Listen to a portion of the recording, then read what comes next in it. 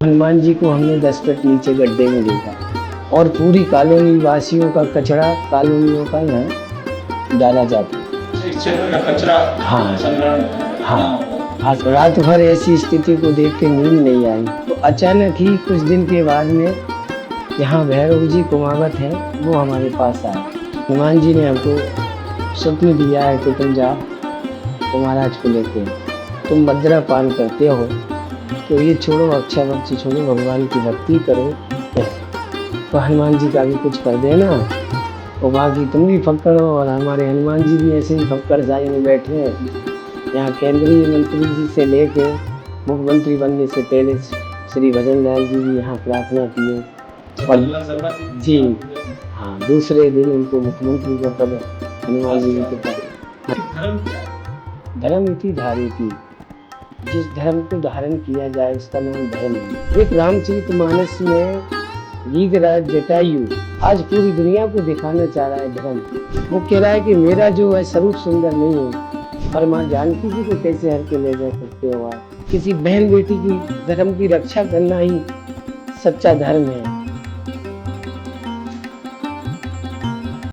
नमस्कार, आज हमारे साथ हैं जयपुर के सोडाला में सिद्धेश्वर हनुमान मंदिर के संस्थापक और जगत गुरु अवधेशाचार्य जी महाराज। धर्म, शास्त्र, नवरात्र, इनके साथ अनुष्ठान, इन सब पर हम इनसे चर्चा करेंगे। ये चर्चा आज इसलिए महत्वपूर्ण है क्योंकि जो ज्ञान इन्होंने अर्जित किया है वो काफी मेहनत और तपस्या से मिला है।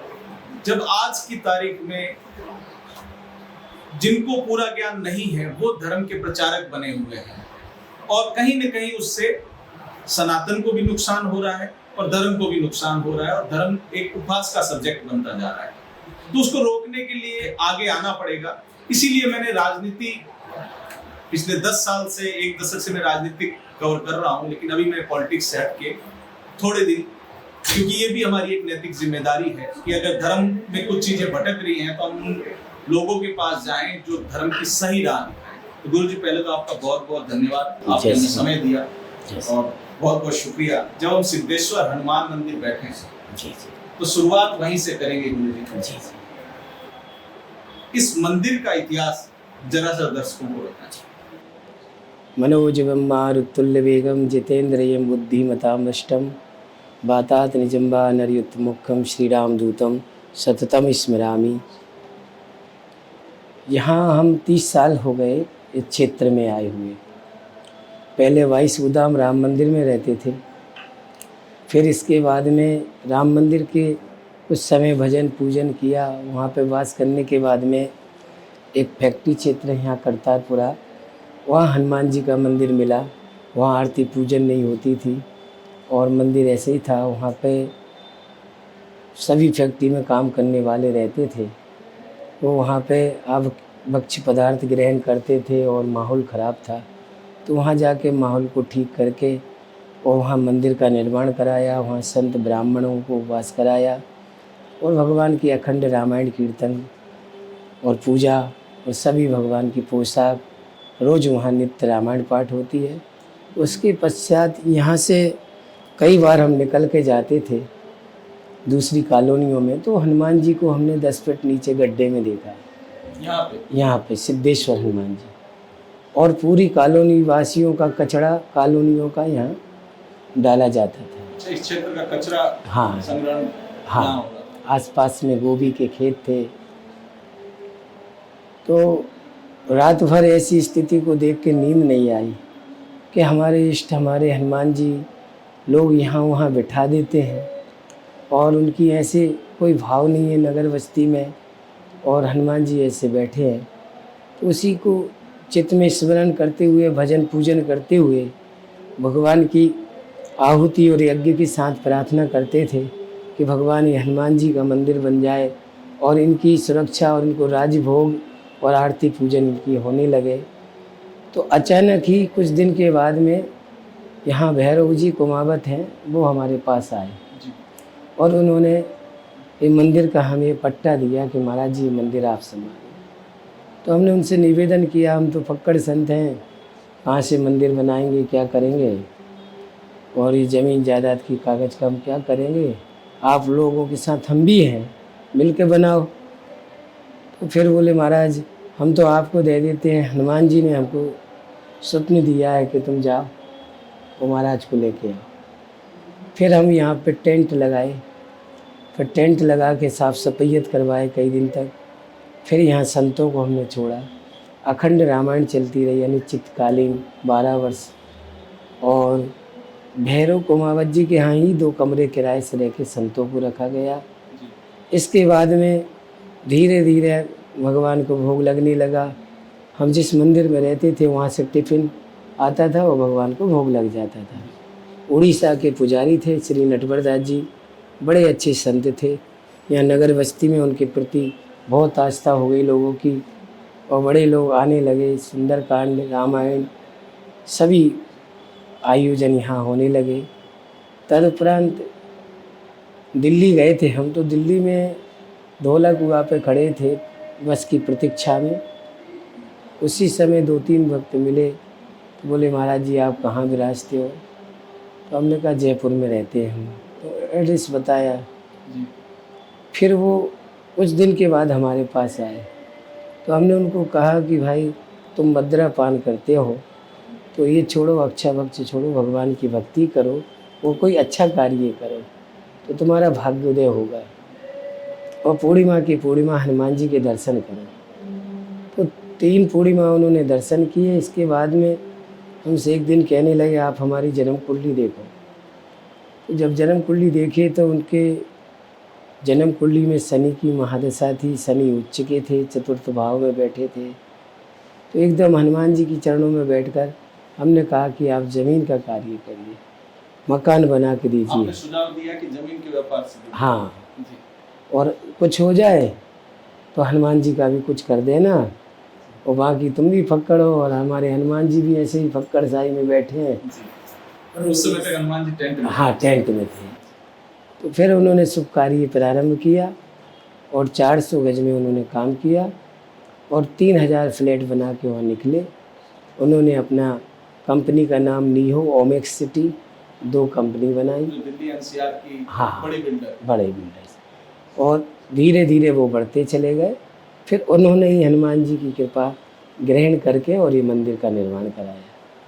और हमें भी श्री देवरा बाबा ने कहा था बेटे जो ज़्यादा मठ मंदिर बनाए तो वो जात का कुमावत होता है, जो ज़्यादा भंडारे करे तो जात का हलवाई है, और जो ज़्यादा कथा प्रवचन करते हुए यहाँ वहाँ तो वो जात का भाट है। तो कभी ईंट चूना के चक्कर में नहीं पड़ना, और कहीं भी भंडारे वगैरह कोई भक्त कर जाए, कोई राजा कर जाए तो अपनी लाइन में लग के ठाकुर जी को भोग लगा के पाले ना, ज़्यादा इन चक्रों में अपन संत है पढ़ना नहीं है। तो ये प्राकृतिक हनुमान जी ने आपन तेज समारोह आपे ये व्यवस्था संभाली है। यहाँ पे श्री सिद्धेश्वर जी के हनुमान जी के नाम से मंदिर स्थापना हुआ। हर महीने साल में माघ महीने में अन्न क्षेत्र चलता है गंगा जी के तट पे। माघ मकर गत रवि जब होई तीर्थपति आप सब कोई, जहाँ सारे तीर्थों के संत पधारते हैं वहाँ पे 1 महीने सभी गंगा को नहाने वाले जो भी संत हैं भक्त हैं कोई भी है उनका अन्न क्षेत्र श्री सिद्धेश्वर धाम के नाम से खालसा लगता है। कुंभ में भी खालसा लगता है, और भगवान की निरंतर यहाँ ठाकुर जी श्री राम दरबार विराजमान हो गए। राधा गोविंद जी, शिव पंचायत जी बाद में पधारे। अयोध्या, चित्रकूट, बनारस सभी जगह से संत पधारते हैं। अब शरदीय नवरात्रि आ रहे हैं तो यहाँ पे घट स्थापना होता है, और उन्हीं के साथ में सामूहिक रामचरितमानस का पाठ यहाँ किया जाता है, जिसमें नगर बस्ती के सभी लोग आकर संगीत में भगवान को रामायण पाठ सुनाते हैं। और घट स्थापना के साथ साथ दुर्गा सप्तशती, रुद्री अष्टाध्याय सभी अनुष्ठान गतिविधि यहाँ चलती रहती है। अब तो हनुमान जी खुद यहाँ पे सिद्ध रूप से हैं, क्योंकि अब मंदिर भी काफी अच्छा बन गया है और भक्त भी बड़ी संख्या में आते हैं। जी, केवल मंदिर अच्छा बन जाए, बड़ी बिल्डिंग बन जाए उससे नहीं, जब तक वहाँ भक्त नहीं नजर आएंगे तब तक उसका महत्व उतना यहाँ बड़ी आस्था है। यहाँ केंद्रीय मंत्री जी से लेके राजमत, लोकमत और संत मत तीनों मत यहाँ एक साथ में भगवान की आराधना करते हैं। मुख्यमंत्री बनने से पहले श्री भजन लाल जी भी यहाँ प्रार्थना किए। भजनलाल शर्मा जी ने जी, भी पूजा की। हाँ, दूसरे दिन उनको मुख्यमंत्री का पद हनुमान जी आशीर्वाद के मिल गया। पास, हनुमान जयंती पे भी मुख्यमंत्री जी पधारे, समय समय पे खबर भी रहते रहे और उनकी भी बड़ी आस्था है यहाँ पे। कहते हैं कभी चुपचाप दर्शन करने भी आ जाते हैं। हाँ, दर्शन करते हैं। तो आगे चलते हैं गुरु जी जी। सवाल फिर थोड़ा मुद्दे पे पहुंचते हैं, क्योंकि मंदिर की शुरुआत में जानना जरूरी था। इसका कारण ये है कि गुरुजी मैं भी 3 से 4 बार यहाँ दर्शन करके गया, लेकिन मुझे पीछे का इतिहास नहीं मालूम। तो जब मुझे नहीं मालूम था तो मैंने सोचा कि मेरे जो दर्शक हैं उनको भी पता चलना चाहिए। गुरुजी आज का जो समय है उसमें ये चीज हर यूथ जानना चाहता है कि धर्म क्या है, क्योंकि धर्म को लेके काफी कॉन्फ्लिक्ट है। धर्म क्या है और धर्म से कर्म का क्या संबंध है? धर्म इति धार्यति, जिस धर्म को धारण किया जाए उसका नाम धर्म है। एक गुरु का धर्म शिष्य के प्रति क्या है, शिष्य का धर्म गुरु के प्रति क्या है, और पति का धर्म क्या है और पत्नी का धर्म क्या है। आज हम देख रहे हैं कि धर्म की बहुत जो है विरुद्ध कार्य हो रहे हैं। एक पुत्र का धर्म माता के प्रति सेवा करने का है, माता की आज्ञा करने का। अभी 1-2 दिन पहले हमने सुना है, पेपर में भी देखा कि कोई माँ, हाँ, बेटे को माँ ने मार दिया।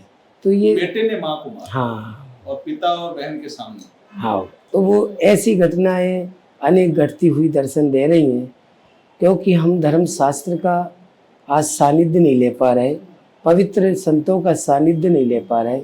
हम संतों के पास भी जब ही जाएंगे तब कोई हमें विपत्ति होगी। विपत्ति में हम भगवान को स्मरण करते हैं और पीला फूल सुबह चढ़ाते हैं और फिर शाम को कितना फायदा होगा ये देखते हैं। तो धर्म इति धार्यति, कोई दान करने का नाम धर्म नहीं है, वो तो दान है। हमारा समाज के प्रति क्या दायित्व है। एक रामचरितमानस में गीधराज जटायु आज पूरी दुनिया को दिखाना चाह रहा है धर्म। वो कह रहा है कि मेरा जो है स्वरूप सुंदर नहीं है, मेरा शरीर ठीक नहीं है, मेरा भोजन ठीक नहीं है, पर माँ जानकी जी को कैसे हर के ले जा सकते हो आप। रे रे दुष्ट ठाण किन होई। आज रावण के सामने रावण को ललकार के गीधराज जटायु कहता है कि किसी बहन बेटी की रक्षा और सुरक्षा हमारी आत्मा में भी है। हम यहाँ ऋषि मुनियों की चर्चा सुनते हैं वन में, और धर्म की चर्चा सुनते हैं कि किसी बहन बेटी की धर्म की रक्षा करना ही सच्चा धर्म है। रावण जैसे अत्याचारी व्यभिचारी लोगों जैसे जो अपहरण करने जा रहे हैं उनके लिए भी मैं दंडित करने का भाव रखता हूँ। और रावण को चोंचों से जगह जगह से जो है घाव बना के घायल कर दिया रावण को, और घायल करके माँ जानकी जी को एक तरफ कर लिया गीधराज जटायु ने।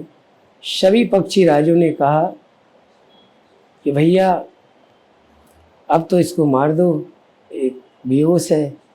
और जटायु कहने लगा मेरा ये धर्म नहीं है कि किसी सोते हुए को और किसी होश में नहीं हो बेहोश आदमी के ऊपर आक्रमण करना। मैं जरूर पक्षी हूँ। और उसी भाव को लेकर बाद में रावण उठा और उसने तलवार से उसको पंख काट दिए।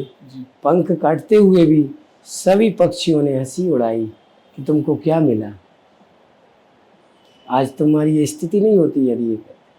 और ये इतिहास, ये पूरा संसार, इस भारत भूमि में कोई याद करेगा कि गीधराज जटायु भी थे, और उन्होंने एक बहन की रक्षा के लिए, बेटी की रक्षा के लिए क्या संवेदनाएं व्यक्त की। भारत का जटायु ने मार्ग दिखाया, वही जब भगवान श्री राम और लक्ष्मण जी खोजने निकले थे सीता माता, वही है।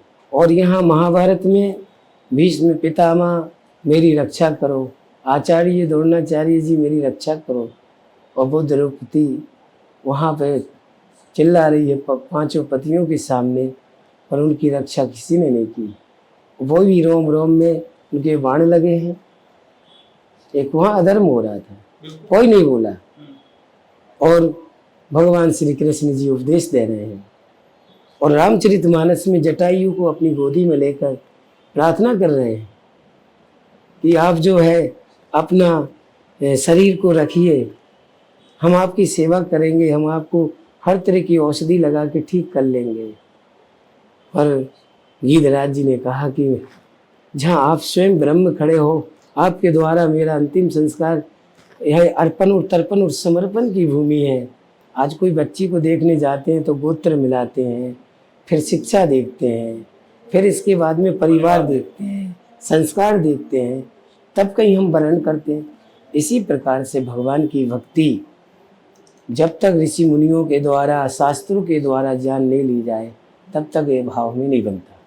आज की माता पिता डॉक्टर बना रहे हैं पुत्रों को, आईएएस बनाने की तैयारी में लगे हैं, एमबीए करा रहे हैं, सीए बना रहे हैं, पर कोई ये नहीं देख रहा है कि हमारी जो पूर्वज जो हमको देखे गए हैं, उस परंपरा को रात काल उठ के रघुनाथा, माता पिता गुरु नाभई माता, मदर डे बना रहे हैं, फादर डे बना रहे हैं। ये एक अलग से हाँ, मदर के लिए एक हाँ, अलग दिन है और फादर के लिए एक अलग दिन। या स्वयं ब्रह्म ने प्रातः काल उठ के भगवान अपने माता पिता को, गुरुजनों को प्रणाम करके दिखाया। मदर डे, फादर डे तो विदेशों में होता है कि जहाँ 2-2, 3-3 संस्कार विहीन विवाह हो जाते हैं और उनकी संतान हो जाती है, तो उस दिन वो बालक मिलने आता है। मदर डे के दिन मिल ना सकता है। भारत भूमि में ऐसा कहीं नहीं है, यहाँ तो रोज ही माता पिता का दिन है, रोज हमारी अर्पण तर्पण समर्पण की भूमि है, रोज यज्ञ होते हैं। तो ऐसा आज संस्कारों से हम दूर करते जा रहे हैं। पुत्रवती जुक्ति जग सोई, जास सुत राम भक्त होई। पुत्रवती माता और पिता वही हैं जिनके पुत्र कुमार आचरित प्रज्ञो धर्मानी भागवतानी। श्रीमद् भागवत में लिखा है, ध्रुव और प्रहलाद के जैसे बच्चों को संस्कार डालें। आज ज्योतिषियों के पास जन्म कुंडली दिखाने चले जाते हैं लोग, घर में ही नमक गिरे हैं। माता प्रसन्न है तो चंद्रमा प्रसन्न है। अच्छा, माँ प्रसन्न है तो चंद्रमा प्रसन्न। हाँ, सूर्य को प्रसन्न करना है तो पिता को प्रसन्न तो रखें। दो ग्रह मजबूत आत्मा कर सकते हैं। के कारक पिता हैं, मन की कारक माँ है, और बड़े भैया अनुशासन के कारक मंगल है, और बुद्ध बहन बुआ की कारक है, गुरु चाचा ताऊ के कारक है, शुक्र धर्म पत्नी पति के कारक है, शनि ननिहाल पक्ष के कारक है, राहु केतु हमारे अड़ोस पड़ोस के कारक है।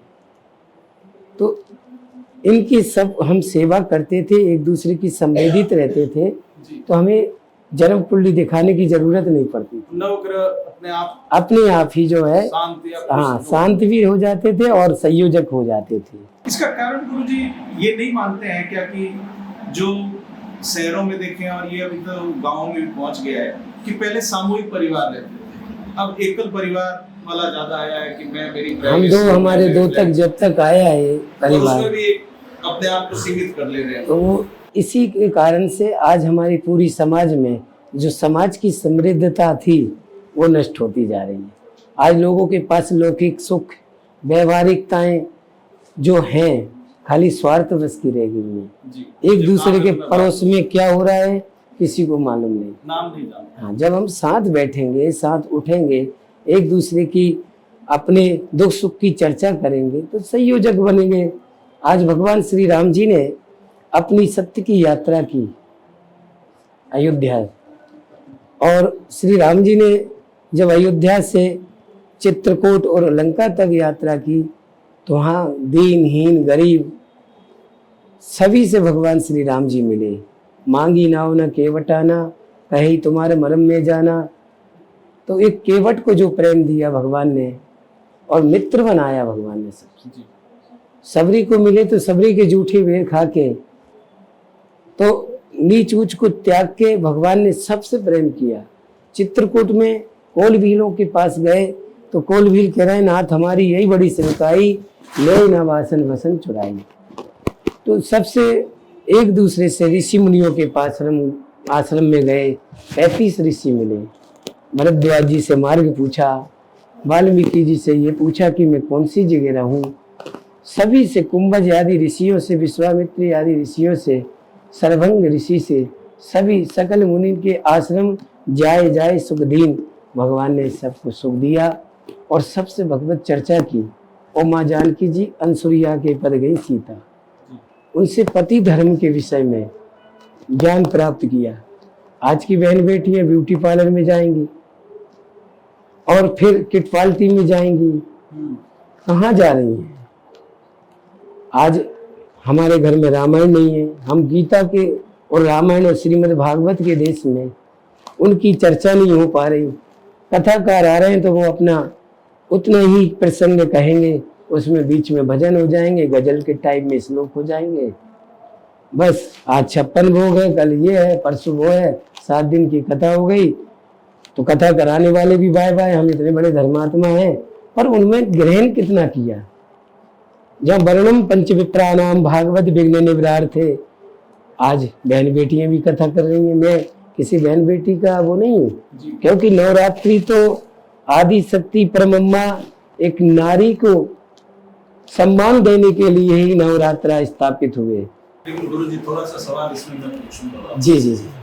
कि 9 दिन नवरात्रि आती है, कन्याओं की पूजा जी जी हर एक कोई करता है, कन्या को बिठाता है, खिलाता है, उसके पांव छूता है। लेकिन जो बाकी के दिन है, उस दिन ये पूजन क्यों नहीं होता है? पूजन न हो, लेकिन उन 9 कन्याओं को जो आप खिला रहे हो, तो क्या ऐसा धर्म नहीं है कि उन 9 कन्याओं की रक्षा की जिम्मेदारी भी वो ले? क्योंकि अगर ऐसा है तो ये बलात्कार की या जो छोटी बच्चियों के साथ ये घटनाएं आती हैं, तो कहीं न कहीं अड़ोस पड़ोस की जगह से ही हो रही है। तो ये 9 दिन के लिए है या इसको कंटिन्यू? ये हमेशा के लिए है। और या देवी सर्वभूतेषु सर्वशक्ति रूपेण संस्था नमस्तस्यै नमस्तस्यै नमो नमः। हम जो बोल रहे हैं और आपके अंदर जो सुनने की शक्ति है, वही आदि शक्ति हमारे ऊपर विराजमान है। और जो हम बोल रहे हैं वो शक्ति भी माता दे रखी है। महिषासुर ने जब अपने देवताओं के ऊपर आक्रमण किया और 100 वर्ष तक महिषासुर ने जो है युद्ध किया देवताओं से, उनमें देवासुर संग्रह जब हुआ तो उसमें इंद्र की सिंहासन पर जाके महिषासुर नाम के राक्षस विराजमान हो गए। महिषासुर, ब्रह्मा विष्णु महेश सभी चिंतित हो गए और सभी बैठे उस समय।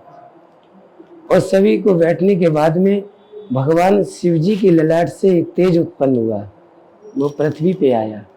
भगवान विष्णु जी के शरीर से तेज उत्पन्न हुआ, फिर ब्रह्मा जी के मस्तिष्क से तेज उत्पन्न हुआ, और इसी प्रकार से पृथ्वी से तेज उत्पन्न हुआ, कंदराओं से तेज उत्पन्न हुआ। उस तेज ज्वाला बनकर एक दिव्य, उसी में से एक नारी उत्पन्न हुई।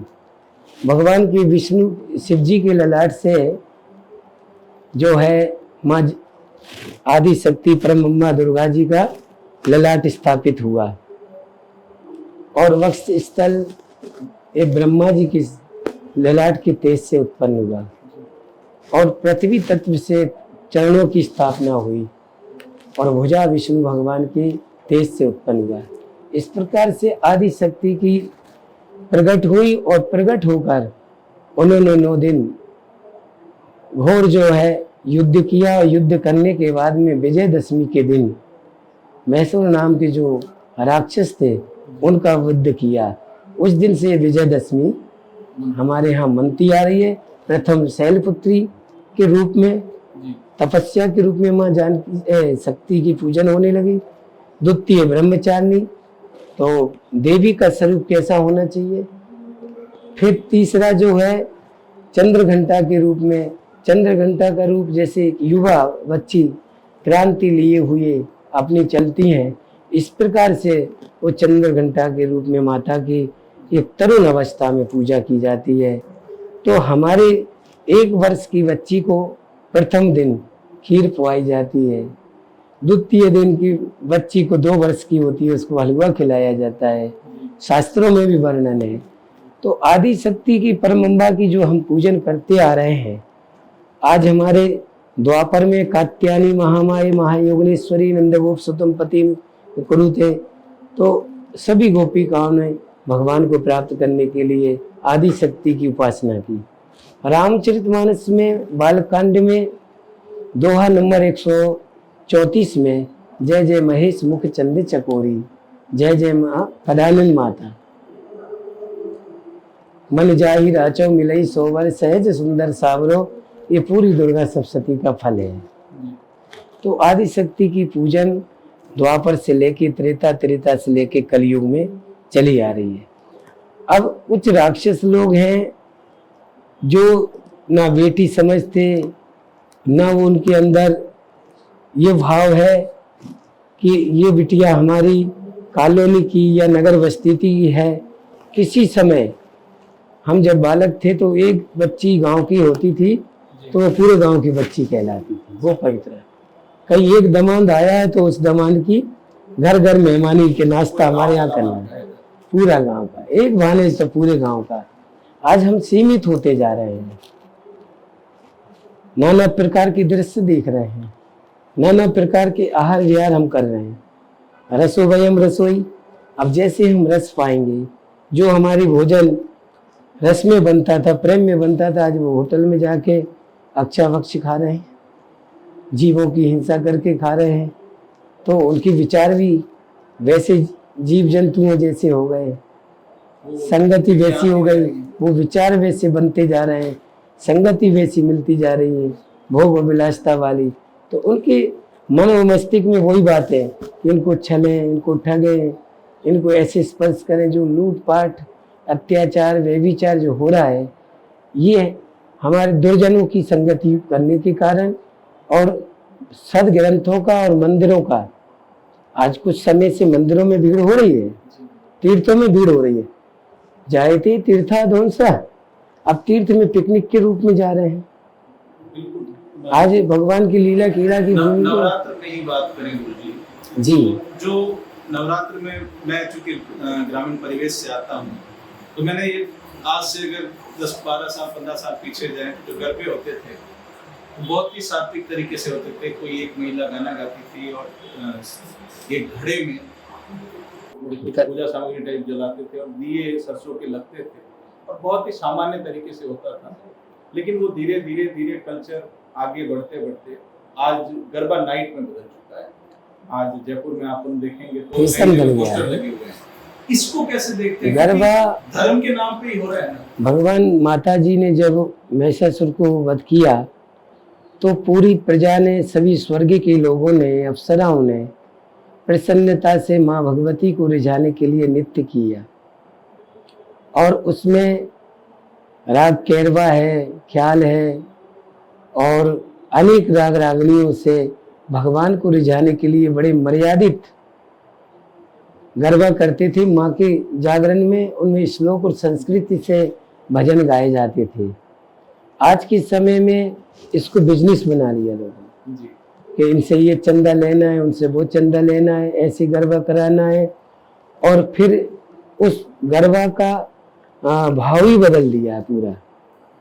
माता जी के लिए नहीं, स्वयं अपने सज धज के और अपने आप में, कोई ने कहा हेल्थ को फायदा होगा, कोई ने इसको, तो अब इसको गरबा कहा जाए या कोई बिजनेस कहा जाए या अपना मनोरंजन किया कहा जाए, धर्म इसकी इजाजत नहीं देता,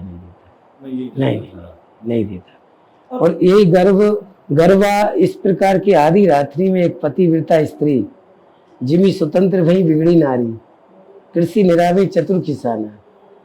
ठीक है, सरकार ने भी नारी को खूब सम्मान दिया, हमारे संतों में भी बहुत नारी घूमे, पर उनकी मर्यादा है। स्वतंत्रता किसी को भी हो। आज भारत की नारी, आज माँ जानकी जी ने रावण को, जब रावण कहने लगा मैं विश्व सुंदरियां अवटन लगाएंगी और विश्व के अनमोल रत्नों से तुमको जड़ूंगा, एक बार देखो, पर वो भारत की महिला के लिए माँ जानकी बता रही हैं कि तृणधरी ओट कहत बेदेई।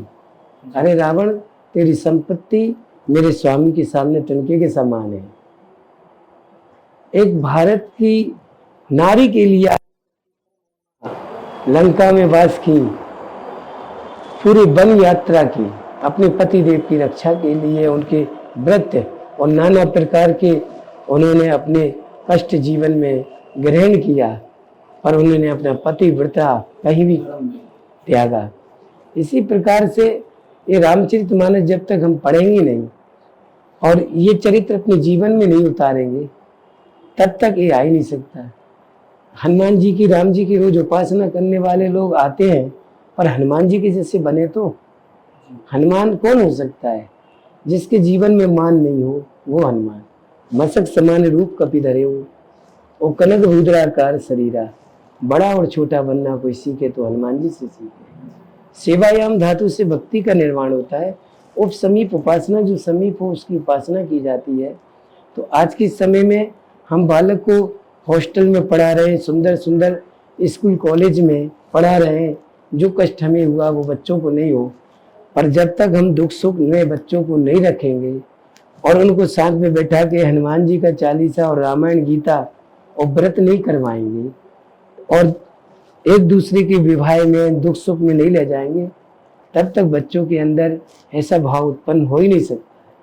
वो संघर्ष आएगा नहीं। हाँ, उन्होंने जब संघर्ष ही नहीं किया तो वो दूसरे के मानसिक अवसाद होगा, जो कोटा में सुसाइड ये सारे ये इस प्रकार से आते हैं। थोड़ा सा गुरु जी वापस इसी में से एक लाइन मुझे याद आ गई। रावण जब सीता माता का हरण करने पहुंचा था जी जी, तो लक्ष्मण जी ने एक रेखा खींची थी लक्ष्मण जी कि मैं जा रहा हूँ, भाभी माँ इस रेखा को पार मत कीजिए।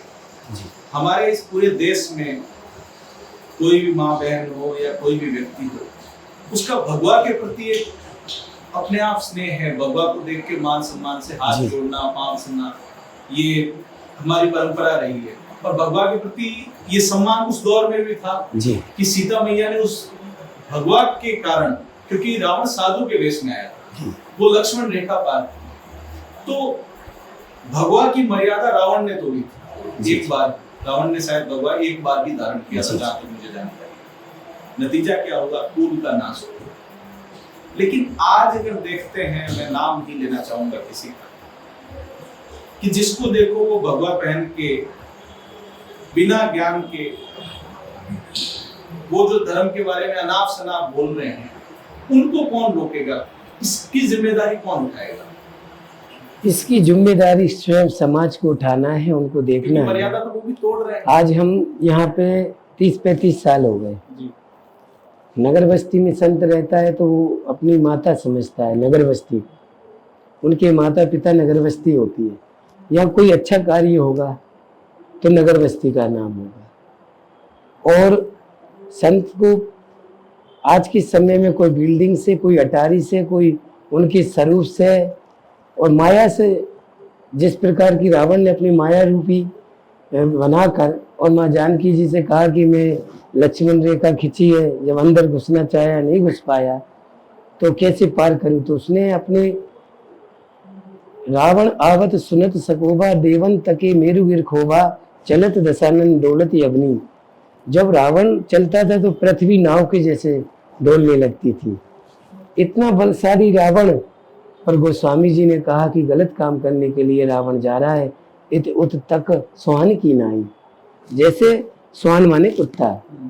रावण इतना बड़ा बलशाली जिसने सबको जीत लिया और सबको परास्त करके कैलाश जैसे को तोड़ लिया, पर माँ जानकी जी का या किसी नारी का हरण करने जा रहा है तो गोस्वामी जी कह रहे हैं कि स्वान की नाई, तो वो कुत्ते के जैसे यहाँ की वहाँ भयभीत होके जा रहा है। जगत जननी माँ जानकी जी और भगवान श्री राम जी ने अपने अंतरंगता से एक मीटिंग की। लक्ष्मण जी को पुष्प ले जाने के लिए कहा कि पुष्प लेके आओ। अब कहा कि पृथ्वी में रावण का जो अत्याचार व्यभिचार कैसे होगा, आप आदि शक्ति परम अम्मा हैं, जाके लंका में विराजमान हो छाया के रूप में। तो और प्रेरित रघुवंश विभूषण, तो इसकी प्रेरणा स्वयं भगवान ने ही रावण को दी जी।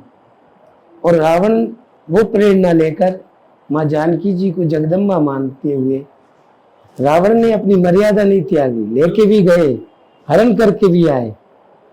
ये रावण से भी ज्यादा गए गुजरे हैं जिनका आप कह रहे हो। रावण को हर साल जलाते हैं। हाँ, लेकिन हजारों रावण हाँ प्रकट है। देश के अखबार पर उठा के देखो। माँ जानकी जी को ले जाके मर्यादित वहां रखा अशोक वाटिका में, और त्रिजटा नाम राक्षसी एका, जहाँ ज्ञान और वैराग और भक्ति के रूप में 3 जटा जिनके हों, वो भक्ति गंगा जमुना सरस्वती रूपी ऐसी पवित्र त्रिजटा नाम, जो सपना सुना एक सपना सीता से हित करें अपना, सपने बानर लंका जाली, पहले ही सपना आ जाता है त्रिजटा को जानकी जी को बताने लगती है, हनुमान जी पेड़ के ऊपर सुनने लगते हैं। तो आज के समय में जब त्रेता युग में जब ये स्थिति रही, कालनेमी ने हनुमान जी को छला, मांगा जल ते दीन कमंडल, कहे कपि नहीं अघायो थोड़े जल। हनुमान जी ने कहा कि ये संत रूप में हमारी रास्ता रोक रहा है, हमें सजीवन बूटी लेके जाना है। तो हनुमान जी ने ध्यान लगा के देखा, बोले तो कालनेमी है, संत का वेश बनाया, पर संत के ऊपर हाथ उठाना भी तो अपराध है, भेष है भगवान का। तो जल मांगा, तो वो कमंडल का जल जब दिया, तो हनुमान जी ने कहा कि संत अपना कमंडल कोई को नहीं देता है, ये तो फर्जी। बाद में गंगा तट पे गए, सरोवर में स्नान किए, तो मगरमच्छ आई, हनुमान जी की जांग पकड़ ली। हनुमान जी ने प्रार्थना किया देवी छोड़ दो, जब नहीं मानी तो उनको दंड दिया, दोनों मुख फाड़ के दूर किया, तो सुंदर अप्सरा प्रकट हुई, और अप्सरा ने कहा कि ये कालनेमी है, ये रावण का भेजा हुआ है। तो हनुमान जी ने कहा कि तुमने ऐसा क्यों किया? तो बोले हम साधु संतों के अपराध किए, जब हम यहाँ रहते थे तो हम अप्सरा थे, और संत जब आते थे तो उनको शरीर का हम प्रदर्शन करते थे, और अपना शरीर उनको दिखा के और ठगना चाहते थे, कि उनका वैराग्य खंडित करना चाहते थे। उन्हीं संतों ने श्राप दे दिया हमको कि तुम मगरमच्छ बन के पड़ी रहो। उस दिन से आज तक मैं मगरमच्छ बन के पड़ी थी।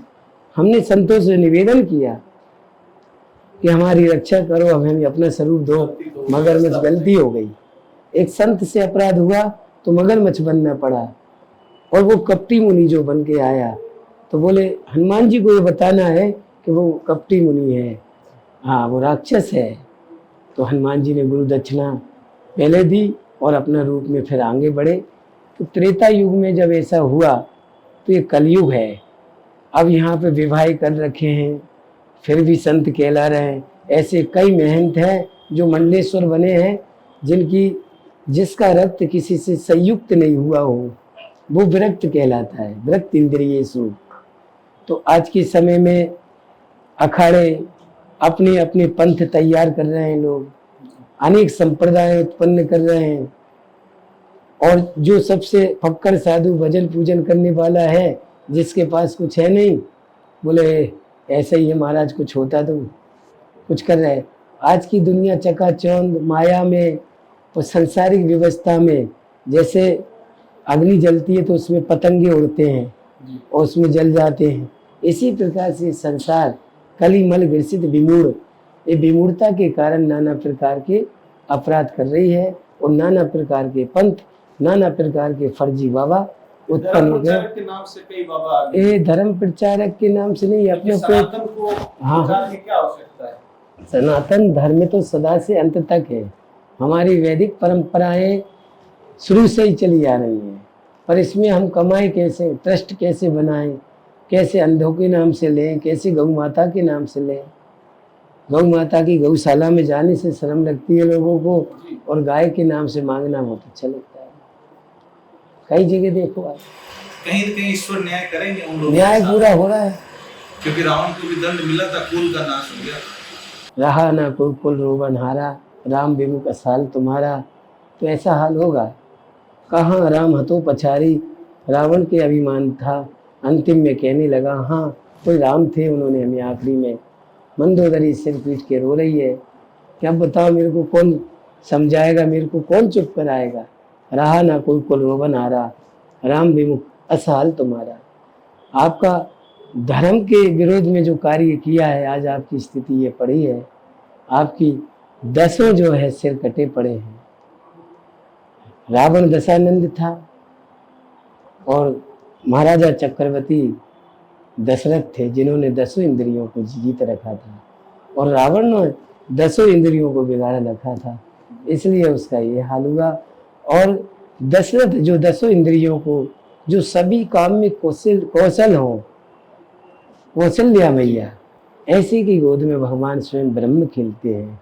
यशो ददाती यशा, जो दुनिया को यश देती हो, ऐसे की गोदी में भगवान श्री बाल कृष्ण भगवान खेलते हैं।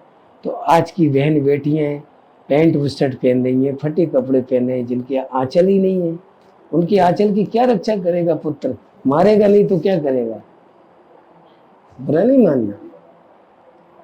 जहाँ पे पहले सूत्र है मातृ देव भव है वेद का, तो हमको माता बन के और उस पुत्र बना के और उनको वो संस्कार हम नहीं दे पा रहे हैं। आज हम संस्कार दूसरे, आज घर में पिता झूठ बोल के कपट करके कौन सी संपत्ति लाके बच्चों को खिला रहा है, कौन सी रिश्वत लाके घर में रख रहा है, और उससे कॉलेज स्कूल में पढ़ा रहा है, तो फांसी नहीं लगेगी, बच्चे नहीं मरेंगे। तुलसी यह तन खेत है, मन कृम वचन किसान, पाप पुण्य 2 बीज हैं, वो भी तुल्य निदान। क्योंकि हम जैसा ही कर्म करेंगे, जैसे मन क्रम से, और वो हम अपने घर पे अन्न लाएंगे। राजा परीक्षित कितने बड़े धर्मात्मा थे, पर उनके पूर्वजों ने वही मुकुट छिपा के रख रखा था कई जगह, कई पेटियों में, इसको कोई नहीं धारण करना, इसको खोलना नहीं, पर नहीं माने, जिद के कारण पहन के चले गए। और सौमरी ऋषि के गले में माला बना के सर्प की पहना दी, शिष्यों ने शराब दे दी 7 दिन के अंदर आपका।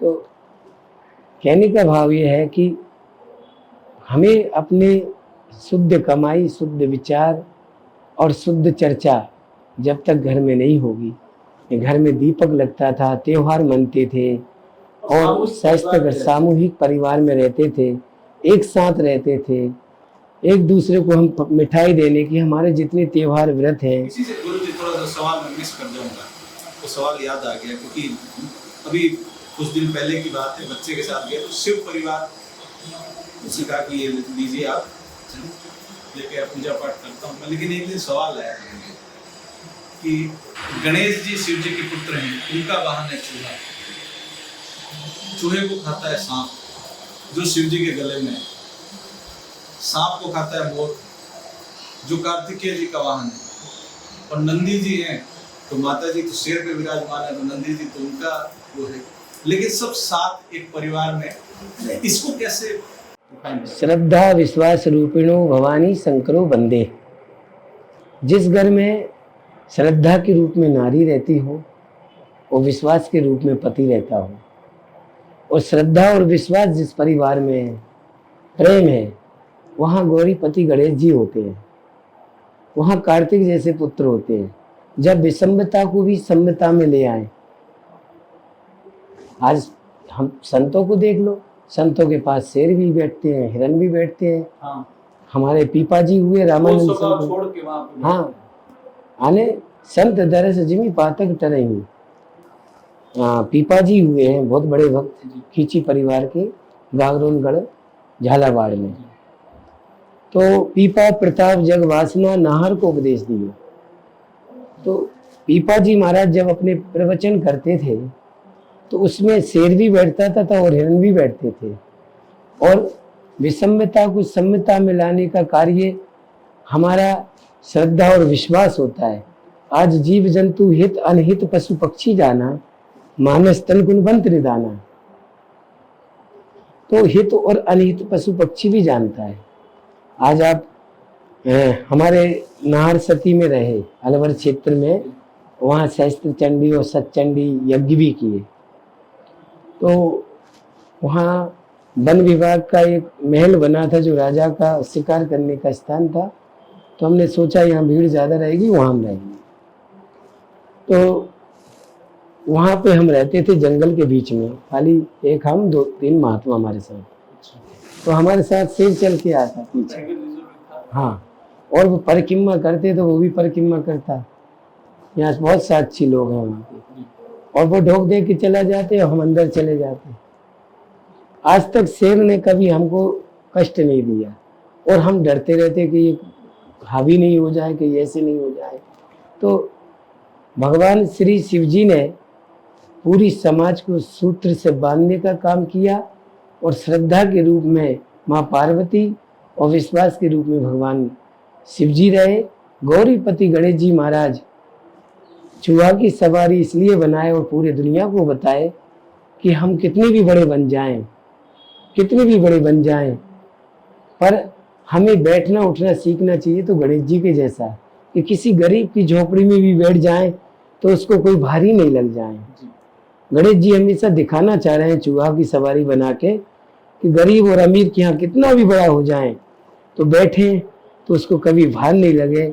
और चूहा हमेशा 24 घंटा कर्म करता रहता है, सर्प के लिए बिल बनाता रहता है, लो भैया खा जाओ भले, पर मैं तो तुम्हारे लिए घर बना के दे रहा हूँ। जो हमेशा निरंतर अपने कर्म पे विश्वास करता है, वो कर्म करता रहता है, तो उनके आगे पीछे रिद्धि सिद्धि रहती है। तो जीवन में भगवान शिव जी ने सर्प को अपने हार बना के रखा कि माया का और सर्प के कोई पैर नहीं होते, वो किस बिल में चला जाए।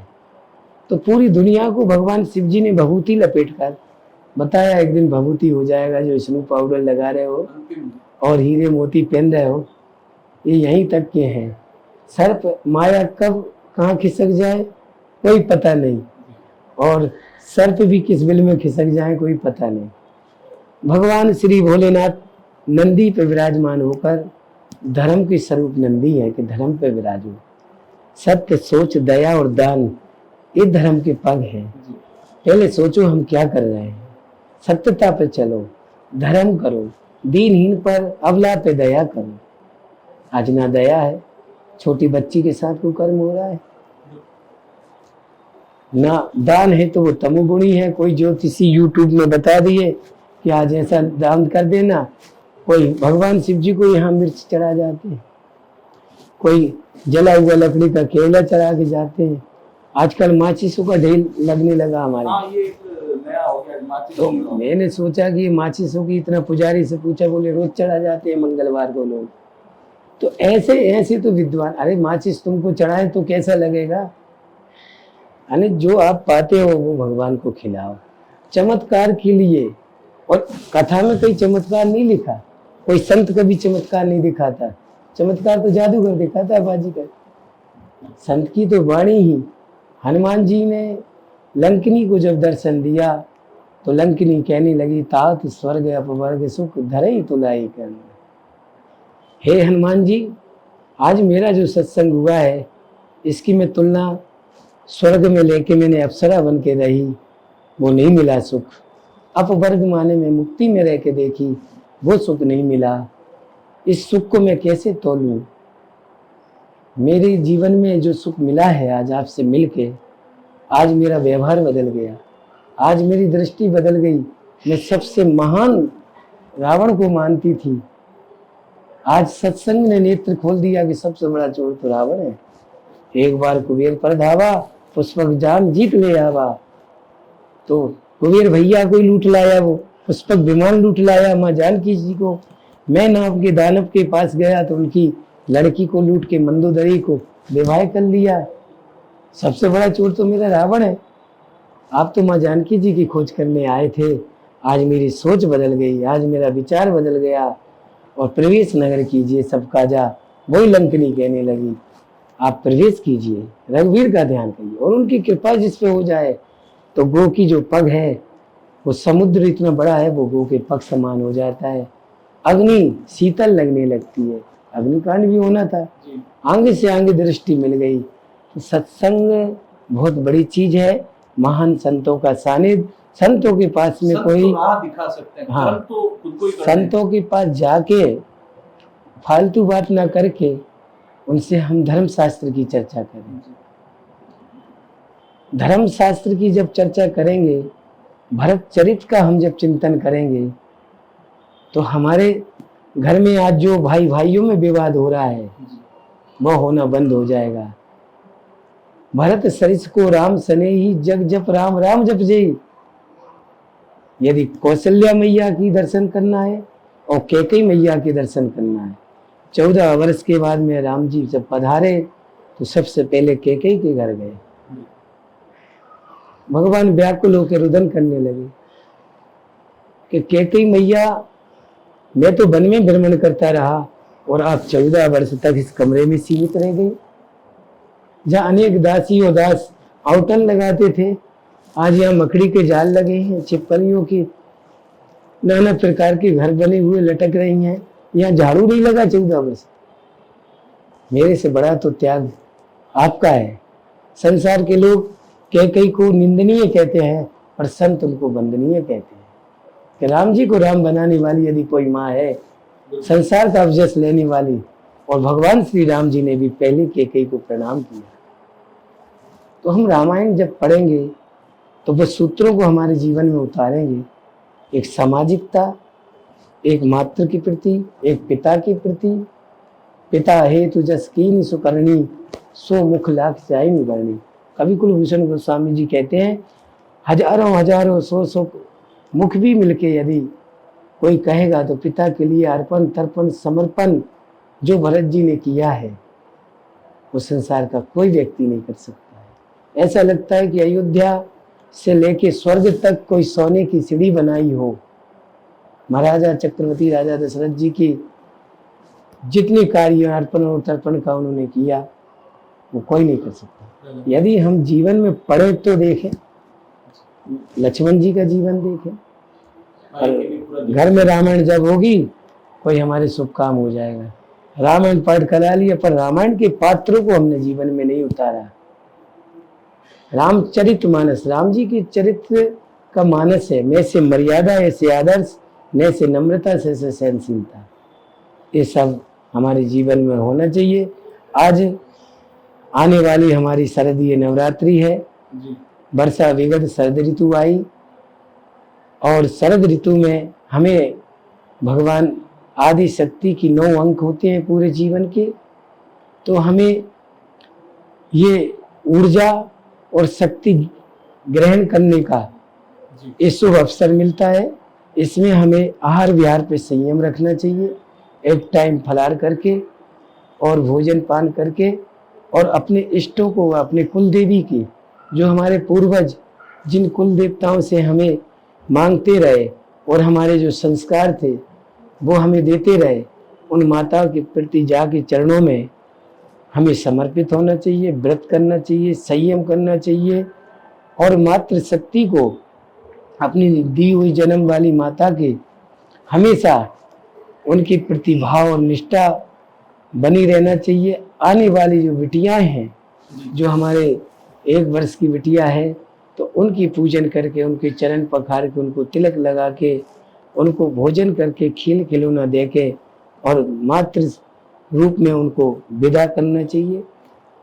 और नित्य बिटियाओं की रक्षा करने का संकल्प करना है कि हमारे को बहन बेटी की रक्षा करना है, गर्भपात नहीं कराना है कि बिटिया हो गई तो इसको कंस ने कराया, तो भगवान स्वयं कृष्ण जी ने जो है अवतार लिया, और कितना बड़ा अपराध है, स्वयं भगवान को अच्छा नहीं लगा।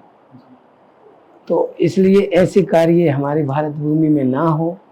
हमें धर्मशास्त्र से स्वयं भगवान प्रकट होकर इस भारत भूमि में स्वयं आदि शक्ति प्रकट होकर अपने स्वयं शैलपुत्री बनकर तपस्या करके उन्होंने ब्रह्मचारिणी का धारण करके रूप आज की बेटी और बहनों को मैं देखता हूँ रोड पे सिगरेट पीते हुए, नशा करते हुए, तो मेरे को बड़ा दुख होता है कि ये भारत भूमि में जहाँ सती और सावित्री हैं, अपने पति पे होने वाली माताएं थी, आज पति को मार रही हैं, पत्नी है टंकी में गड़वा रही हैं। तो ये हमारे सत्संग का, हमारे माता पिता, हमारे पूर्वजों को, पितरों को अर्पण तर्पण समर्पण नहीं कर पा रहे, और माता पिता भी वही शिक्षा दे रहे हैं, वही MBA किए वाला लड़का ढूंढेंगे, वही लड़की, दोनों अपने मित्र जैसे रहेंगे, पति जैसे रहेंगे नहीं, मनमुखी अपने कार्य करेंगे, मनमुखी चलेंगे, आगे चल के परिणाम ऐसे होंगे। कोरोना के बाद गुरुजी, जब कोरोना आया तो लोग अपने अपने घरों में सीमित हो गए, मंदिर में जाना लोगों के लिए आसान नहीं था, तो लोगों की दुनिया मोबाइल पे चली गई। 24 घंटे में से 16 घंटे हर व्यक्ति को काम खाने मोबाइल पे। वो एक दौर था, उस दौर में नए नए कथावाचक आने लगे और जो अभी माचिस वाला जो चल रहा है इंसिडेंट, कोई माचिस चढ़ा के जा रहा है, कोई सड़क पे 3 नींबू रख के जा रहा है। अभी तक जैसे अपनी चर्चा हुई तो मुझे जो जहां तक समझ में आया कि आप राह दिखाएंगे, कर्म तो मुझे ही करना पड़ेगा, मेरे जो कर्म आप करेंगे नहीं, या मैं घर बैठ जाऊं तो चमत्कार तो यहाँ से कुछ नहीं करना। लेकिन आज हम कई ऐसे देखते हैं, कई ऐसे बाबा लोग हैं, कथावाचक कहें या कोई पर्ची निकाल के कोई चमत्कार कर देते हैं। ये कैसे देखते हैं, ये किस दिशा में जा रहे हैं? ये जो है अंधुना विश्वास है और पाखंडवाद है। हमारे जो है जिस प्रकार की अभी काल नेमी थे, हनुमान जी को ठगना चाहे पर विद्यावान गुणी अति चातुर, ये तो हमें देखना है जी। अब आप किसी की यूट्यूब और व्हाट्सएप में, और आज ज्योतिषी जी या तांत्रिक जी इतने दिन यहाँ रहेंगे उतने दिन वहाँ रहेंगे, पेपर में ये सब आ रहा है, कोई संत अपना प्रचार नहीं करता। मैं आपके चैनल में आज आया, मेरा कभी मेरे को ऐसा भाव नहीं है, लोक बड़ाई जब से आई तब से किस्मत फूटी, स्वामी स्वामी भजने लगे लगन राम से छूटी। तो हमारे पास भी ऐसे कई चमत्कारी भगत आते हैं तो महाराज कुछ ऐसा कह भभूति दे देंगे तो हमारा ऐसा हो जाएगा, महाराज के पास फलाना नेता आया जरूर कुछ दिया होगा। कोई आई जाते हैं संसारी, तो ये चमत्कार के लिए आते हैं कई भक्त। तो मेरे को बड़ी दया आती है उन पे। फिर मैं धीरे धीरे उनको कभी हनुमान चालीसा, कभी पाठ, कभी कुछ, फिर उनको कहता हूँ कि भैया जन्म कुंडली भी देखेंगे तो उसमें भी लिखा है कि धर्म कर्म दिने तारो रंध रावादी पोयदी संबंध मात्रे ने तारो अभी बच्चित योगकार कहा। तो जन्म कुंडली में लिखा है कि तुम राज्य योग है, अब एक कमरे में आप विराजमान हो जाओ। महाराज ने कह दिया जन्म कुंडली में है, अब क्या करना। तो कर्म प्रधान विश्व रचि राखा, जो जस करे सो तस फल चाखा। कर्म तो सबको ही करना चाहिए। माचिस चढ़ाने से भगवान मिलने लगे तो हो गया कार्य है। आज हम 9-10 वर्ष की आयु में महात्मा बन गए, आज 62 वर्ष के चल रहे हैं। और आज तक हमारे राम श्री देवरा बाबा के चरणों में भी रहे, हरि बाबा के भी दर्शन किए और 84 अड्डे का पानी भी पिए, दिव्य यात्रा भी की है पूरे भारत की। मैंने बहुत चमत्कार ऐसे सुने देखे, उनके पास भी गए, पर वो चमत्कार हमको जो है कुछ और देखा। कोई केमिकल डाल के लाल रंग कर देता है, कोई सिंदूर बना के बता देता है। तो हमें भगवान की कृपा से भगवान के भजन और पूर्व जन्म की पुण्य, जन्म कुंडली में जैसे ताजुक नीलकंठी आदि में लिखा है ये पूर्व जन्म में ब्राह्मण का ऋण छोड़ के आता है तो उनके जन्म कुंडली में चांडाल योग होता है। जो अपने बड़े भैया के साथ अपराध करके आता है तो उसके अंगारक योग होता है। वो हमेशा चिड़चिड़े रहेंगे, हर काम बिगड़ते रहेंगे, जहाँ जाएंगे वहाँ बदनामी पीछे लगी रहेगी। तो ज्योतिष शास्त्र में भी हमने चिंतन किया कि हमने ये ग्रह और नक्षत्र कैसे हैं, तो उनकी विषय में हमने पूर्व जन्म देखा, फिर भविष्य देखा, फिर आने वाला समय देखा कि किस योनि में जाएंगे और किस योनि से आए और कितने जन्म तक ये मनुष्य बन के रहेंगे और कितने जीव बन के रहेंगे। अभी बड़ी बड़ी छिपकलियां चिपकी रहती हैं, तो ये बड़े बड़े किले और महल बना के अंतिम में जब जाते हैं मेरा ये महल इतना अच्छा बनाया था हमने, अब क्या होगा, कौन संभालेगा। तो अंते जागति अंते वामती, तो अंत में वही सोच के गए तो उनको छिपकली की योनि मिली, तो उस दीवार में चिपके रहते हैं। अब संत लोगों ने ध्यान लगा के देखा भैया वो तो यही है, कई सर्प बन के आ गए, कई कुत्ते बन के आ गए, जो आखिर 84 लाख योनि है। तो नाना प्रकार की कर्मों के अनुसार ही, विचारों के अनुसार ही हमें योनि मिलती है। जैसे कर्म की वैसे आगे हम जैसे विचार करते हैं, जैसे कर्म करके जाते हैं। तो जन्म कुंडली में भी यही लिखा है। तो कर्म प्रधान है, किसी माचिस चढ़ाने से या कोई लाल फूल चढ़ाने से भगवान आपकी सभामणि के भूखे नहीं है। जो आप सभामणि बोल रहे हो, जब तक भगवान भूखे ही बैठे रहेंगे क्या? अरे भगवान को भोग लगाओ कर्माबाई के जैसा, सबरी के जैसे भाव रख के भगवान को भोग लगाओ। भगवान तो भाव के भूखे, भाव ही विद्यते देवता देवा, तो ईश्वर सर्वभूता नाम। तो इसी प्रकार से जीव भी भाव का भूखा है, अड़ोस पड़ोस भी भाव का भूखा है, हमारा परिवार भी भाव का भूखा है। आज के समय में भाव कम होता जा रहा है, और भाव प्रेम कम होने के कारण से, स्वार्थवश प्रेम होने के कारण से इतना सभी प्रकार से जो आज समाज में नाना प्रकार के अपराध हो रहे हैं, इसी कारण से हो रहे हैं। प्रेम शब्द का नाम लिया, आज जो युवा पीढ़ी है इस प्रेम और प्यार को भगवान श्री कृष्ण और राधा जी से जोड़ती है। थोड़ा सा इसके बारे में यूथ को बताएं कि जो राधा कृष्ण का जो संदेश है वो क्या है और जो आज चल रहा है वो क्या है। प्रेम 3 प्रकार के होते हैं। एक प्रेम, हमने आपको नमस्कार किया, आपने हमको कर लिया, ये आदान प्रदान वाला। तो अंदर से हम गांठ बांध रखे हैं कि तुमने हमारा अभी अपमान किया था, तो मौके पे चढ़ोगे तो हम भी अपमान करेंगे, और ऊपर से मुस्कुरा रहे हैं। एक व्यवहारिक प्रेम होता है, आपने हमारे को सब्जी दी या मिठाई, हमने आपको मिठाई दे दी, तो ये व्यवहारिक प्रेम हो गया। और एक प्रेम होता है आहितु, जो माता पिता कि बालक हमारा पढ़ने कहीं बाहर गया है तो उसने भोजन किया होगा कि नहीं किया होगा, कैसे रह रहा होगा, वो नहीं चाहते हुए आहितु की कृपा से हमेशा प्रेम में डूबी रहती हैं। तो श्री राधा रानी जी और श्री कृष्ण भगवान जब अपने भगवान श्री राम जी अपनी सोलोक धाम से पृथ्वी पे जब आए, तो भगवान श्री राम जी ने कहा कि मैं एक मर्यादित स्वरूप लेके और पृथ्वी पे धर्म संस्थापनाए युगे युगे, तो मैं धर्म की स्थापना करने के लिए जा रहा हूँ। सृष्टि के अंदर अज भ्रष्टाचारा भय संसारा, मरम न जाने को। गौ माता जी अपना स्वयं गाय का रूप धारण करके पृथ्वी मैया, जय जय सुरनायक जन सुखदायक प्रणत पाल भगवंता। गौ माता ऋषि मुनि संत ब्राह्मण जब दुखी हो गए तो भगवान ने देखा, तो भगवान स्वयं मर्यादा पुरुषोत्तम श्री राम जी बन के आने लगे। तो उस समय सभी दासियां वैकुंठ की कहने लगी हमको भी लेके चलो, हम भी वहाँ रहेंगे। भगवान ने कहा नहीं, द्वापर में हम प्रकट होंगे तब।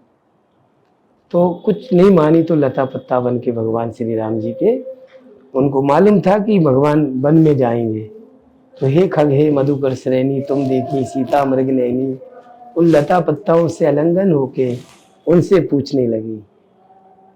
भगवान श्री राम जी कह रहे हैं कि वो मृग के जैसे नैन थे, ऐसे थे, अनेक प्रकार से लीलाएं कीड़ाएं की।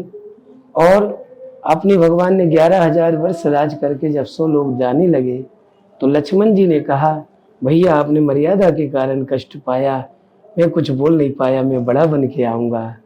तो भगवान श्री बड़े बन के आए, बलराम के। हाँ, और भगवान श्री राधा रानी जी बोली मैं भी बड़ी बन के आऊँगी, तो राधा रानी जी बड़ी बन के आई।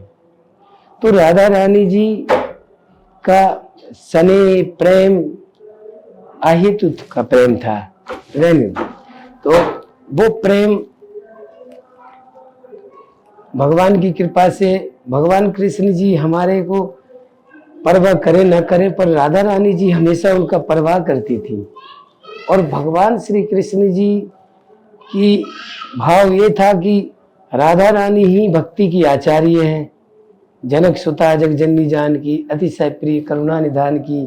एक बार भगवान श्री कृष्ण जी जो है आश्वस्त हो गए, तो पूरे लोकों में जाकर उन्होंने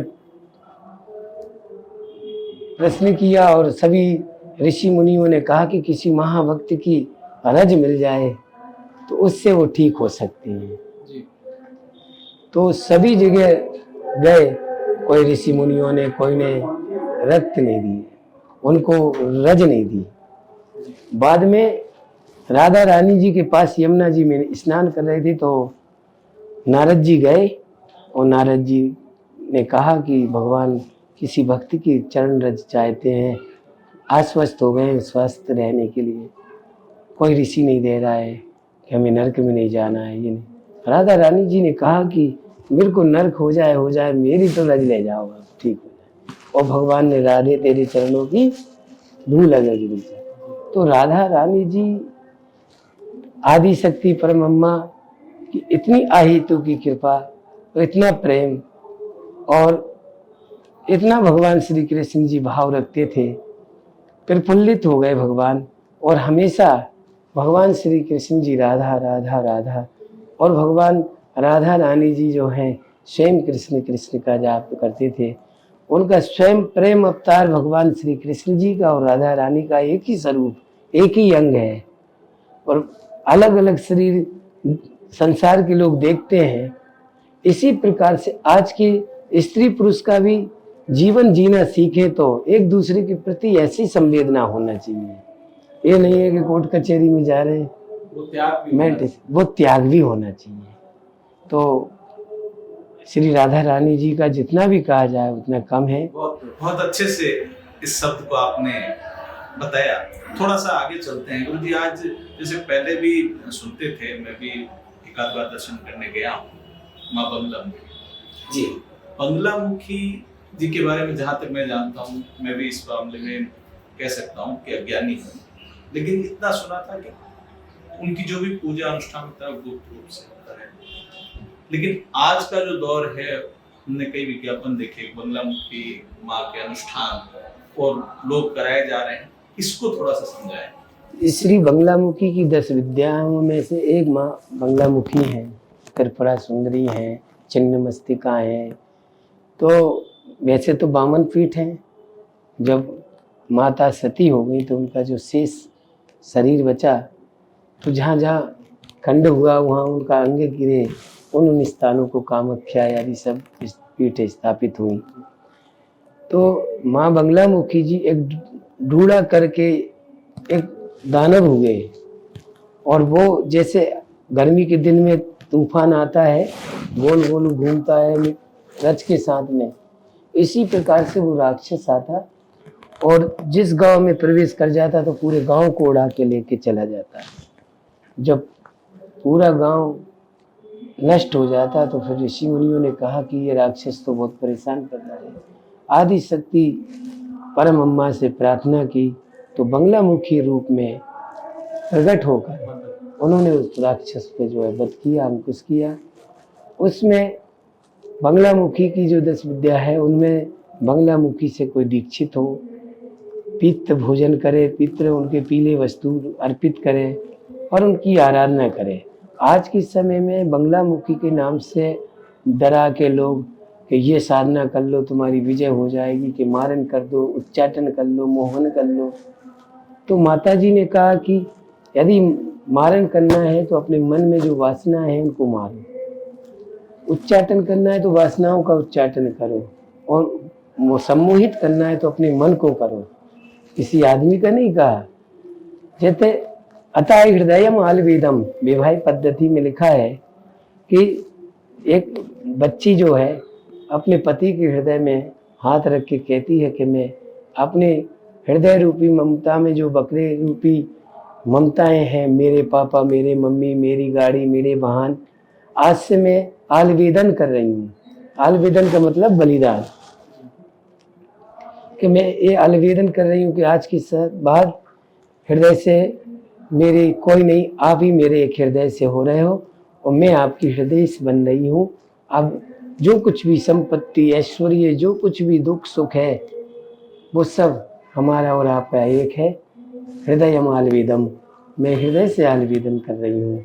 तो इस प्रकार से अन्न मासेन भोगेन, तो शास्त्र में आया है अन्न मासेन, तो हमारे काले उड़द को मांस कहते हैं शास्त्र में। तो जो नहीं पढ़े लोग थे तो वो मांस का भोग लगाने लगे थे। तो अन्न का मतलब है कि काले उड़द है।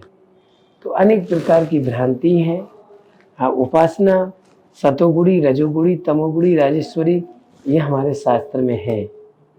तो श्री बंगलामुखी का जाप पूजन राजेश्वरी के लिए और भी कई चीज़ों के लिए अपन कर सकते हैं उपासना, जिस प्रकार से डला के लोग करते हैं। और बंगलामुखी के साधक इतने नहीं है जितने फैले हुए हैं। और मैंने कई साधकों को देखा भी है कि उनके कहीं आंतें खराब हो गई तो कहीं किस हमारे ऐसे ऐसे संत भी हुए जो उपासक थे, जिन्होंने सफ़ेद पलाश के वृक्ष की खड़ाऊँ बना के वो बंगलामुखी का पुरुष चरण करके उनको सिद्धि किया, दृश्य होने की शक्ति भी ग्रहण की बंगलामुखी से। तो उन मंत्रों को निस्वार्थता से निष्कामता से जाप किया जाए आदि शक्ति का, तो वो फलीभूत होता है, बाकी वह है। बाकी ये जो काल में भी रूप हाँ हाँ हाँ सभी विद्याओं के लिए लगे हुए बचना चाहिए। अब गुरुजी थोड़ा सा मैं आगे चलता हूँ और शायद आप भी थक गए होंगे। पीपल में कहते हैं कि सभी देवी देवताओं का वास है। जी जी। और अब साइंटिफिक रिसर्च में भी पीपल का महत्व, चाहे अमेरिका हो या इंग्लैंड, वहां पे भी वैज्ञानिकों ने माना है कि पीपल का महत्व। जरा इसको समझाएं कि पीपल में देवी देवताओं का वास कैसे है, पीपल और महत्व क्या है? आदि है अनादि है। भगवान श्री कृष्ण जी ने कहा वृक्षों में मैं अस्मद हूँ, तो पीपल स्वयं भगवान का स्वरूप माना गया है। पीपल की पत्ते पत्तों में भगवान का वास है। हनुमान जी को बड़ा प्रिय है, कोई राम राम लिख के हनुमान जी को माला पहना के चढ़ाते हैं। फिर इसमें आलक्ष्मी का वास भी है और लक्ष्मी का वास भी है। पीपल में सभी देवताओं का वास है। और पिपलाद आलक्ष्मी, तो आलक्ष्मी जी और लक्ष्मी का वास ऐसे है। लक्ष्मी जी ने जब वैकुंठपति भगवान विष्णु को वरण कर लिया, तो आलक्ष्मी जी इनकी बहन थी लक्ष्मी जी की, तो उन्होंने कहा हमारा भी शुभ विवाह है, तो ऋषियों के साथ कराया आलक्ष्मी का विवाह। तो आलक्ष्मी जी तो मक्खी आई तो वो खा लेंगे, कोई जीव जंतु आया तो उसको चबा के खा जाना। ऐसा जब देखा आलक्ष्मी का व्यवहार, तो संत लोग छोड़ के चले गए, कोई जल में छिप गया, समाधि लगा ली। जब वो पति को ढूंढती रही, नहीं मिले, तो लक्ष्मी जी ने उनको पीपल में स्थान दे दिया कि जो शनिवार को मैं आपके पास आऊँगी मिलने, आपके हालचाल पूछने। जो शनिवार को यहाँ जल पुष्प फूल चढ़ाएगा, अर्पित करेगा, दीप प्रज्वलित करेगा, उसको मैं स्वयं स्वीकार करके उसकी दरिद्रता दूर करूँगा और आलक्ष्मी दूर होगी, उनको अभिष्ट फल प्राप्त होंगे, उनके पितृ दोष शांत होंगे। वो पितरों का भी वास है, में सभी देवताओं का वास है। इस प्रकार से लक्ष्मी जी ने जो है उनको वरदान दिया, और आज भी उसी परंपरा को पिपलाद ऋषि का ध्यान करते हुए हम उनके स्पर्श करते हैं, पीपल को जल चढ़ाते हैं, चारों तरफ घूम के कच्चा दूध है और जौ तिल मिला के पितरों के निमित्त तो पितृ ग्रहण करते हैं पीपल के वृक्ष में। फिर सूत के जो है उनको धारण कराया जाता है, फिर यज्ञोपवित्र, फिर तिलक, फिर पूजन, फिर कोई खीर या बतासा का गुड़ का भोग लगाया जाता है, फिर धूप दीप दिखाकर उनसे प्रार्थना की जाती है। पीपल वृक्ष स्वयं देव स्वरूप होता है, और आपने कहा ही कि साइंस में 24 घंटा ऑक्सीजन देने वाले हैं ही। यज्ञ में काम रहते हैं, उसमें अज्ञात कार्बन पाया जाता है उनकी संविधाओं में। तो पीपल वृक्ष हमारे पृथ्वी में पीपल पूर्णिमा के नाम से बहन बेटियां व्रत करती हैं, बट सावित्री का व्रत करती हैं, आंवले की पूजा करती है। यहाँ लता पत्ता का संरक्षण स्वयं भगवान श्री कृष्ण जी ने गिरिराज जी धारण करके पूरी दुनिया को निर्देश दिया है, और यमुना जी में नृत्य करके काले देह पे जल संरक्षण का निर्देश दिया है। और यहाँ हनुमान जी ने भी सजी जबन बूटी लेके पूरे वृक्षों को परिपालन करने के लिए पूरा पर्वत रख के पूरी दुनिया को दिखाना चाह रहे हैं कि हम वन का संरक्षण करें, लता पत्ताओं का संरक्षण करें। भगवान श्री हनुमान जी कह रहे हैं ये औषधि हैं, लक्ष्मण जी की प्राण की रक्षा की है, तो इन औषधियों का संरक्षण होना चाहिए। लता पत्ताओं का, पीपल का, बड़ का, आंवले का, सभी वृक्षों का संरक्षण करना चाहिए हमको। ये हमारे ऋषि मुनि, हमारे देवी देवता इनका खुद संरक्षण किया। प्रकृति के संरक्षण को धर्म ने पहले ही समझाया हुआ है, जिसको अब सरकारें नई तरह से जल संरक्षण ला रही हैं। जल संरक्षण को लेकर नमामि गंगे या कोई प्रोजेक्ट या शुरू किया गया। शास्त्रों में ये चीज पहले भी है। गुरु जी बस 2 सवाल छोटे छोटे और हैं। एक, आम के ही पत्ते का उपयोग क्यों होता है पूजा पाठ में? और एक, गाय के गोबर से जो थेपड़ी बोलते हैं हमारे परिवार में से, जी। उसका उपयोग चीज पूजा अनुष्ठान में क्यों होता है? सर्वदेव में गौ माता जो है पृथ्वी पर विचरण कर रही थी, तो सभी देवी देवताओं ने कहा कि हम आपके ऐसे पवित्र अंग में विराजना चाहते हैं और हमें आप स्थान दो। सभी देवी देवताओं ने अपने अपने गौ माता के अंगों को चुन लिया। सूर्य चंद्र नेत्र में विराजमान हो गए, भगवान विष्णु जी कंठ में विराजमान हो गए, ब्रह्मा जी पेट में विराजमान हो गए, सभी देवताओं ने पूंछ में और देवता विराजमान हो गए। सभी देवता विराजमान होने के बाद लक्ष्मी जी के मन में आई हम भी चले। जब लक्ष्मी जी गौ माता के पास में गई तो बोले हमें भी स्थान दे दो। तो गौ माता ने कहा कि हमने तो सारे स्थान सबको दे दिए, अब तो कोई खाली जगह बची नहीं। हाँ, गोबर में है तो आप देख लो।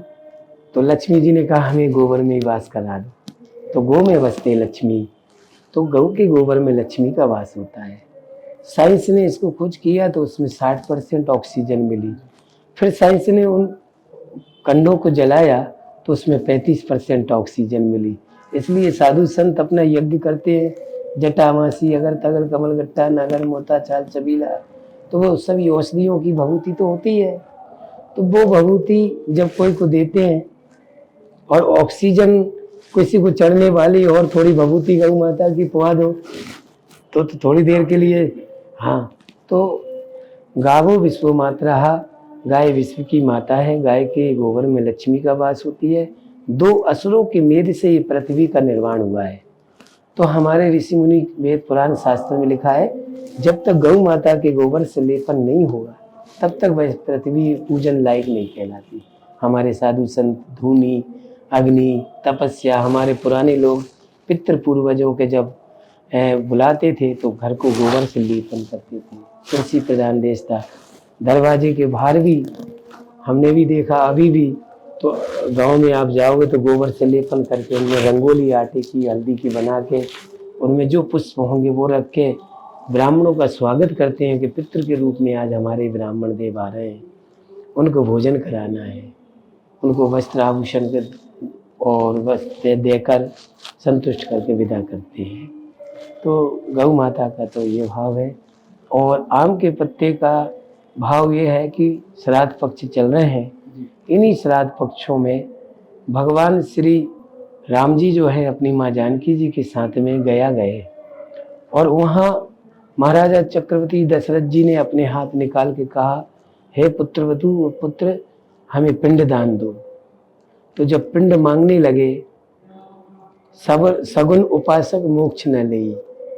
भगवान श्री राम जी का ध्यान करते करते राम राम राम 6 बार राम राम पुकार के चक्रवर्ती महाराजा दशरथ जी देवलोक जब गए तो उनकी मुक्ति नहीं हुई। अपन कहते ना पितृ है। जब रावण का वध कर दिया तो स्तुति करने लगे। गीधराज जी से भगवान ने कहा था कि पिता के लोक में जा रहे हैं, उनको मत बताना कि पुत्र वधू का हरण हो गया है, कहीं उनको दुख लगेगा।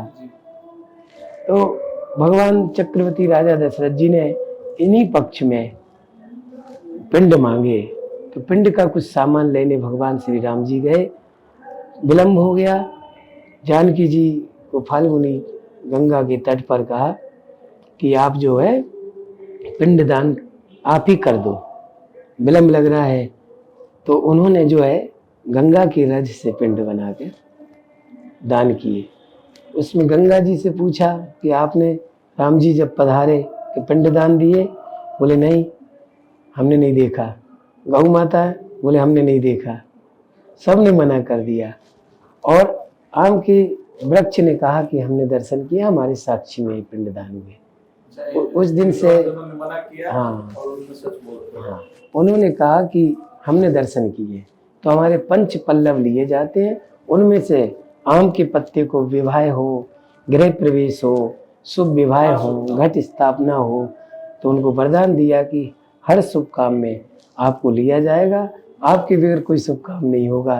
तब से हमारे बंधनवार वगैरह अशोक और इनसे और पान के पत्तों से ये सब कार्य पीपल के पत्ते लिए जाते हैं। शुक्रिया गुरु जी। वैसे तो ये सब्जेक्ट इतना है कि मेरी रुचि भी काफी बढ़ रही है। तो मैं आपसे यही चाहूंगा कि ये जो कालनेमी रोग में जो घूम रहे हैं उनको रोकने के लिए जनता भी तभी रोकेगी जब जनता को पता चलेगा कि असली और नकली में फर्क क्या है।